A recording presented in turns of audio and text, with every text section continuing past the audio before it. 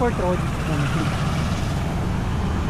Airport Road going to yung kabilang side papuntang Terminal 2. Yung pinanggalingan natin Terminal 1, and then ito papuntang Ross Boulevard and papuntang Terminal 1.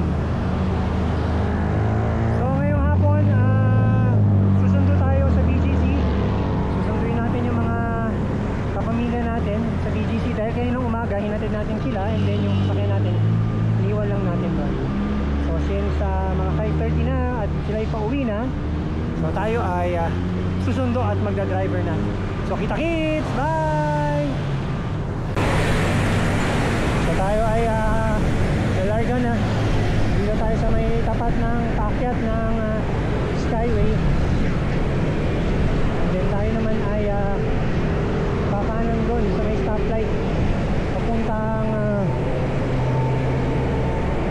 Terminal 1. So ang oras ay mag-aalas 6 na pala, 5:52 ng hapon. So hopefully before 7 tayo ay makarating doon.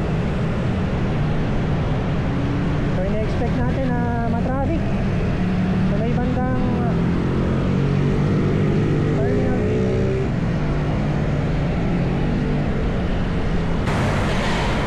So tayo ay approaching na sa may rotonda dito sa may Terminal 3.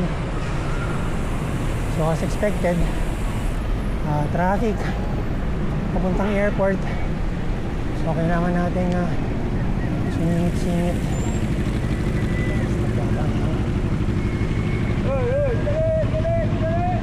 Stop. Daming traffic.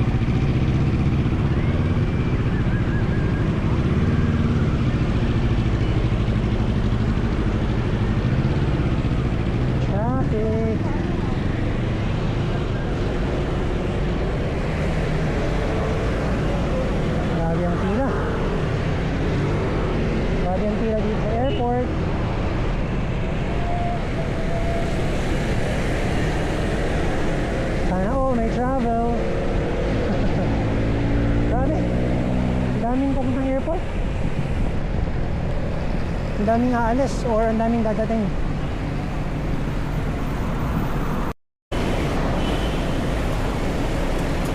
So ito na yung traffic dito sa may tapat ng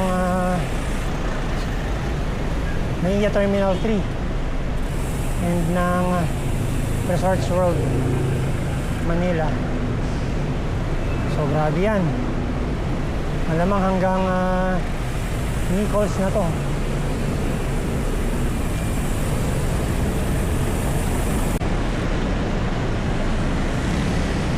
Go.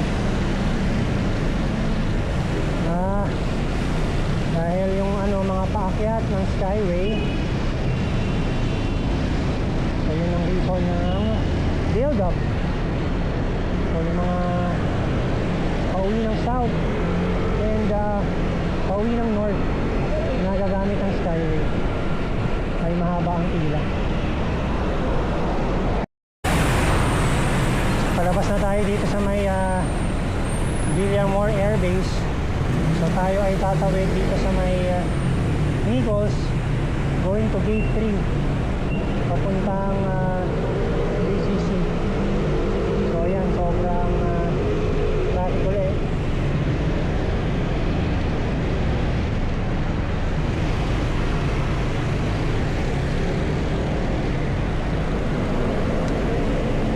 Fort Bonifacio BGC straight ahead. So straight ahead tayo.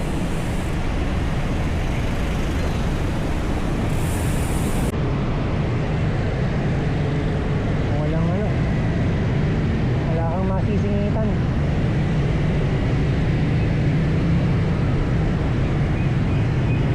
Afternoon rush hour, uwi na yung mga tao.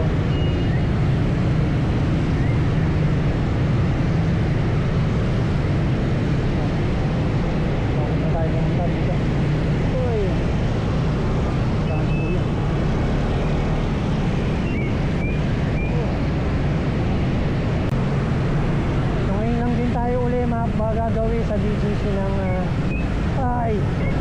ng ganitong oras. So hindi natin alam kung matraffic ba papunta doon ng hapon.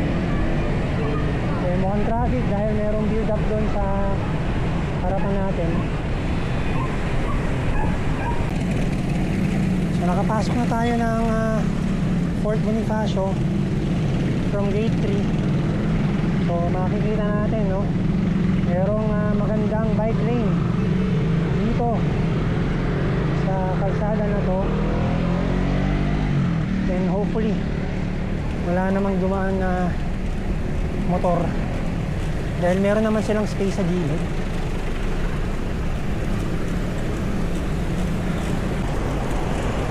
So far so good, walang gumagamit ng walang motor na gumagamit ng bike lane. So tayo ay parating na ng intersection ng McKinley.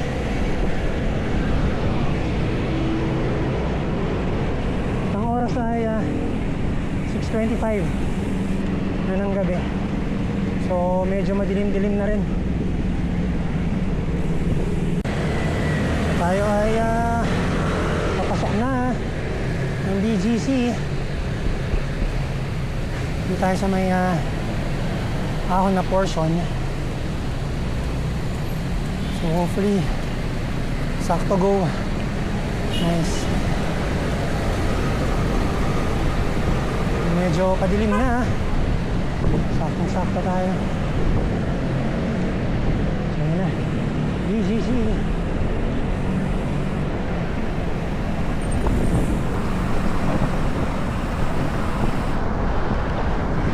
Sarap ng hangin. Amen. Presto. Kaya minsan talagang mas masarap mag night ride kaysa tatanghaliin ka sa daan. So hopefully minsan makapag night ride tayo ng malayo-layo. So dito na tayo sa may tapat ng The Fort Strip.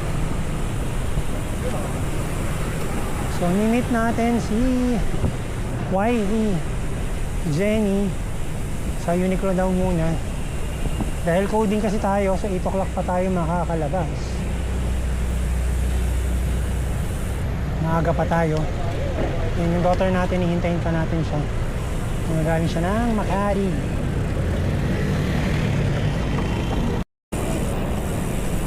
So dito na tayo sa gutter nadaan.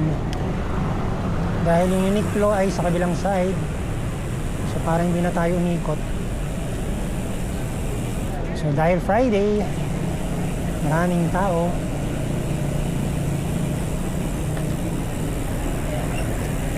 Friday in BGC.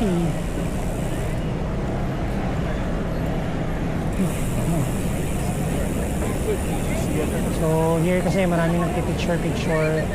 Pinipicturean nila yung 3D display na dahil nag-ano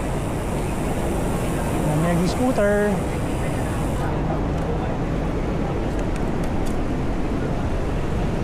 So tayo ay kakanan dito, and hopefully nasa labas na si Jenny ng Uniqlo.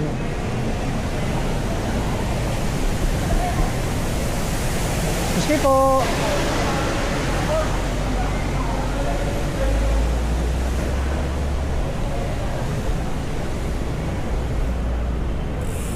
So sakto lang yung dating natin, mga 6:30.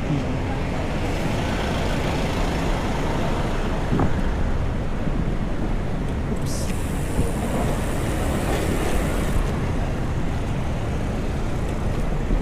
Ano yung Uniqlo?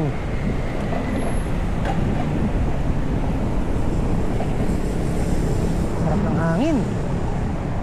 Refreshing. So ito na yung Uniqlo sa kasi. So let's see kung nandito si Jane. Siya yung naghihintay doon.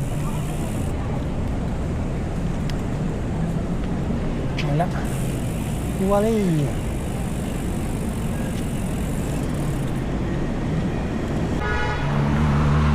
So, kukunin natin yung ating sasakyan sa parking.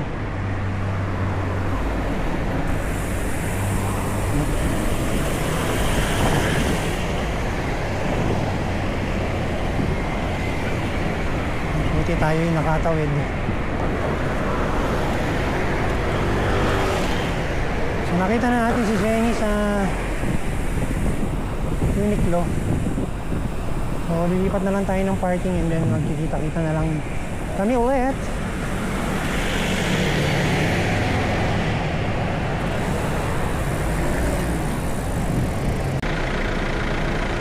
So buti no, hindi umulan.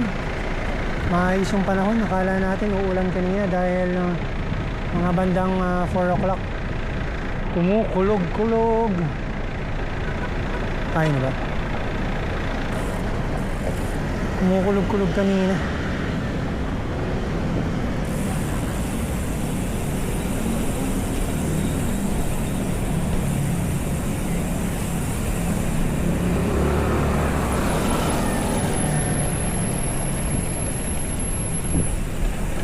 Masarap ang simoy ng hangin. Daming tao. Friday kasi yan. Mga ayaw pang magsiuwian.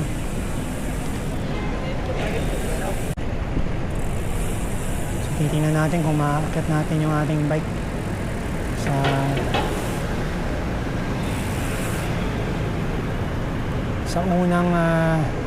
unang climb ng parking.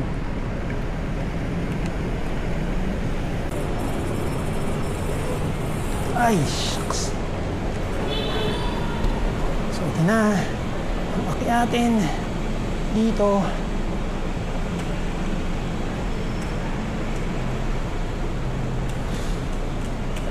Kaya naman.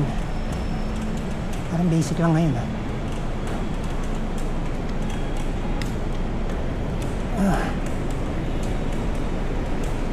Oh. Basic. Joke lang.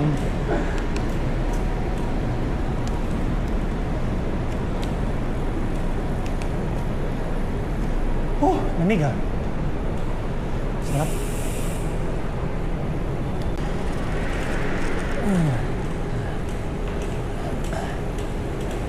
Sa pinakataas tayo nagpa-park para hindi na tayo masyadong daanan ng sasakyan dahil meron tayong bike rack sa likod.